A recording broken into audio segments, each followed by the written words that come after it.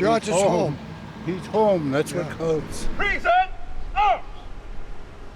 It's been called the Forgotten War, but people are remembering Sergeant George Chapani, a 19-year-old Korean War POW. His remains recently identified and brought to family in Arlington.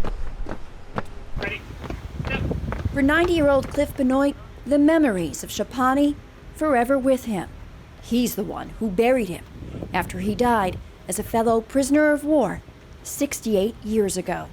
We dug a grave on the side of a hill in some farmer's lot. It was winter, and winters was sometimes 20 below.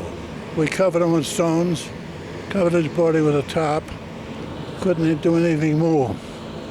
And then the guards walked us back to our camp. Benoit survived over 2 more years in the camp.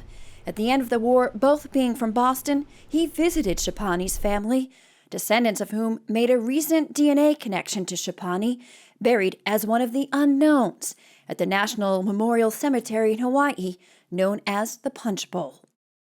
Sergeant Chapani is the second Korean War POW to have his remains come through town in 3 years. He isn't from Arlington, but still townfolk coming out to show that they will not forget the service to his country. I think it's important to honor everybody who served our country, served in a military, and did their best to protect our freedoms. I was in the Army in the Korean conflict with 3 of my brothers. He deserves to have a special day here. You know, how they find these bodies and identify them is just fantastic.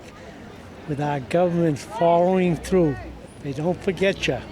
The story coming full circle for the Chapanis and Benoits when both families chose Keith's funeral home, Benoit's wife having died in April. Lo and behold, they're going to be at Keith's where my mom was, and they mentioned my dad, and they were surprised he was still alive. Did you know of this story before? No, I didn't. He never talked about any of this stuff. I guess they just didn't. You can't imagine going through them yourself.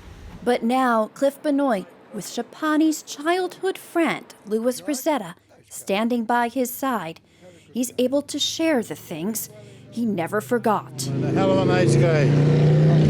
George was the best. Adding, he may have lost a friend all those years ago, but he's gained a new one. Brenda Mahoney, ACMi News.